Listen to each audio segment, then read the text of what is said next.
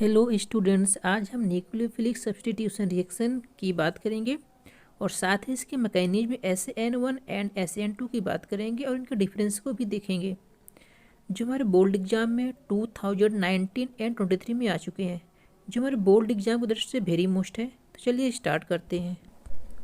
In the carbon halogen bond of haloalkane respectively, halogen atom is more electronegative as compared to the carbon atom. Hence, the shared pair of electron between carbon and halogen is more attracted by the halogen atoms. मतलब यहाँ पर देखते हैं जो haloalkane में जो carbon and halogen के बीच जो बॉन्ड होता है, इसमें हमारा जो हेलोजन होता है ये मोर इलेक्ट्रोनेगेटिव होता है और कार्बन जो होता है इलेक्ट्रोपॉजिटिव होता है। इसलिए शेयर के इलेक्ट्रॉनों को अपनी ओर अट्रैक्ट कर लेता है।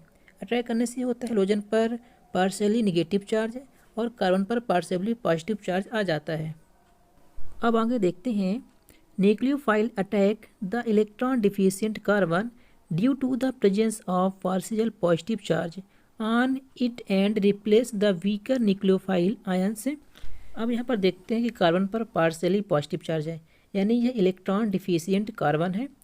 तो यहाँ पर जो न्यूक्लियोफाइल हमारा है ये क्या करेगा कि इलेक्ट्रॉन डिफिशिएंट कार्बन पर अट्रैक्ट करेगा।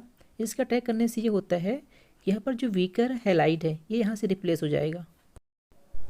अब यहाँ पर हम एल्किल हैलाइड की रिएक्टिविटी की बात करेंगे। तो यहाँ पर देखते हैं, यहाँ पर जो एल्किल आयोडाइड होता है इसकी रिएक्टिविटी सबसे ज़्यादा होती है एल्किल ब्रोमाइड से, और एल्किल ब्रोमाइड की सबसे अधिक होती है एल्किल क्लोराइड से, जो एल्किल क्लोराइड की अधिक होती है एल्किल फ्लोराइड से।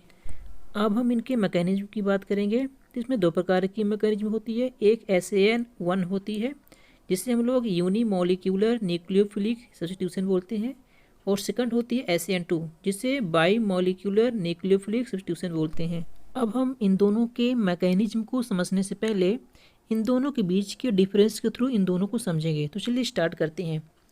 पहले देखते हैं, it is a unimolecular reaction, और SN2 हमारा जो होता है ये वाई मॉलिक्यूलर रिएक्शन होता है। अगर हम सेकंड पॉइंट की बात करेंगे, in this method reaction take place in 2 step, मतलब जो हमारा SN1 रिएक्शन है ये 2 स्टेप में कंप्लीट होगी, और जो SN2 है ये reaction take place in 1 step, ये 1 स्टेप में कंप्लीट होती है। थर्ड पॉइंट की बात करेंगे, it follows first order kinetic mechanism, और जो SN2 है ये सेकंड ऑर्डर काइनेटिक मैकेनिज्म को फॉलो करता है। फोर्थ पॉइंट की बात करेंगे, rate of reaction depends on the concentration of alkyl halide, मतलब जो SAN1 है ये एल्किल हैलाइड के कंसनट्रेशन पर डिपेंड करता है, यानी कि रिएक्टेंट के कंसनट्रेशन पर डिपेंड करता है। जबकि जो SAN2 होता है ये एल्किल हैलाइड और न्यूक्लियोफाइल दोनों के कंसनट्रेशन पर डिपेंड करता है। फिफ्थ पॉइंट जो है, विंग आयनिक, मतलब ये आयनिक होता है और रिएक्शन टेक प्लेस रीडली, और इसका रिएक्शन बहुत स्पीड होता है। और SN2 जो होता है reaction takes place with moderate, मतलब इसमें जो रिएक्शन होती है मॉडरेट होती है, मतलब मीडियम होती है, ना बहुत फास्ट और ना ही बहुत स्लो होती है।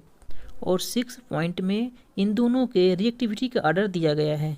अब यहाँ पर हम न्यूक्लियोफिलिक सब्स्टिट्यूशन रिएक्शन के मैकेनिज्म की बात करेंगे। तो पहले SAN1 की बात करते हैं। तो ये पहले हम लोग पढ़ चुके हैं कि जो SAN1 मैकेनिज्म है ये 2 स्टेप में कंप्लीट होती है। तो पहले स्टेप में इसमें जो एल्किल हैलाइड होता है इसका जो बॉन्ड होता है ब्रेक होता है, जिससे इसका एल्किल और हैलाइड दोनों डिसोसिएट हो जाते हैं, और यहाँ पर हमें कार्बोकैटायन मिलता है।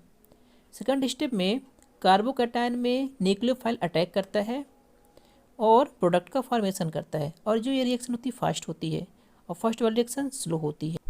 अब हम सेकंड मैकेनिज्म SAN2 की बात करेंगे। तो इसमें जो रिएक्शन होती है ये 1 स्टेप में कंप्लीट होती है। पहले स्टेप में इसमें कार्बन एंड हेलोजन के बीच बॉन्ड ब्रेक होता है, और जब इनके बीच बॉन्ड ब्रेक होने वाला ही होता है जब ही यहाँ पर न्यूक्लियोफाइल अटैक कर देता है, यानी जो न्यूक्लियोफाइल होता है ट्रांजिशन स्टेट में अटैक करता है, और यहाँ से ये हैलाइड आयन को रिप्लेस कर देता है और प्रोडक्ट का फॉर्मेशन करता है। Thanks for watch my video.